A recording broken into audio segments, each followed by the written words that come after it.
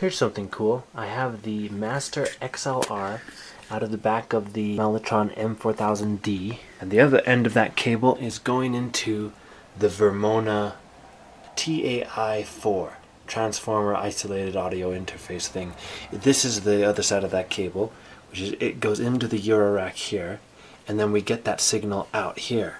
And from here, the red cable goes into the mono in of the Pico DSP, and the mono out of that DSP goes into a second one, and then that finally goes out through the orange cable back into this lower half of the Vermona interface, and so then that is carried out through XLR outputs again, and then I have that going off into a speaker.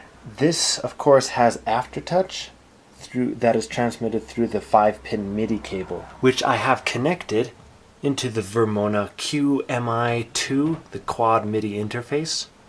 So I have just the Aftertouch for the CV1 and CV2, which can be configured here for a CV1 and CV2, both Aftertouch.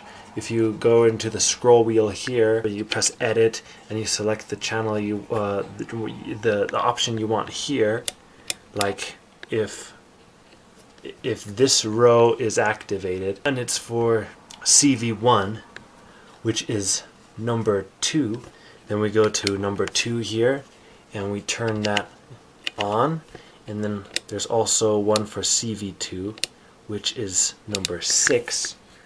So we turn that here and we make sure that that is on, and then we can press the edit button. And so now with the Midi out, it can manipulate through these cables the CV on the Pico DSPs, which control the parameter 1 knobs up top. So if we press down some notes,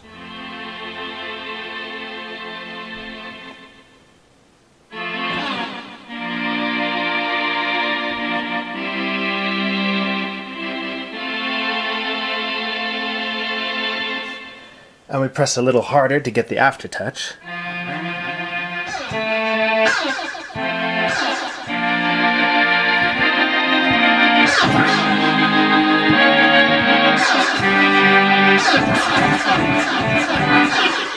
not at all practical, but it's an easy to hear example of this function in use.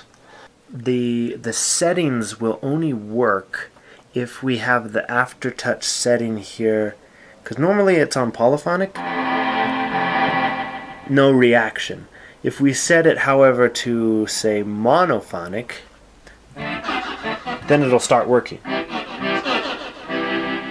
So we can change the effect from a delay to something like a reverb saturation thing.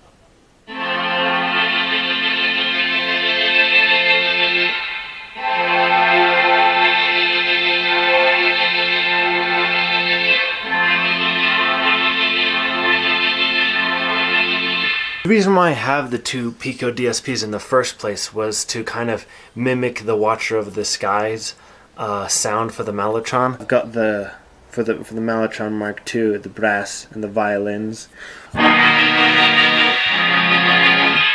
Because the Pico DSP has a rotary simulator in it, which is the purple light, I think.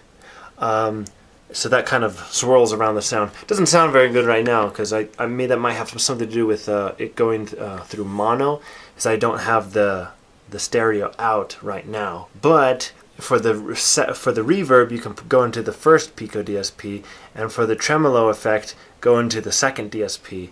And so you can control this through the Aftertouch of the Mellotron. So the intensity of it anyway. I thought that was pretty cool. Of course, it's probably better that the Mellotron goes into the magneto for the spring reverb and for the looping.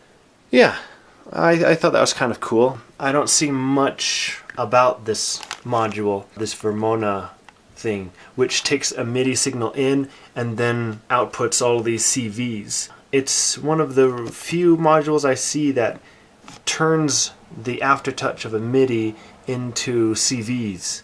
I think mutable instruments, of course they have a module for everything, but it's just takes up so much room is the only thing about it.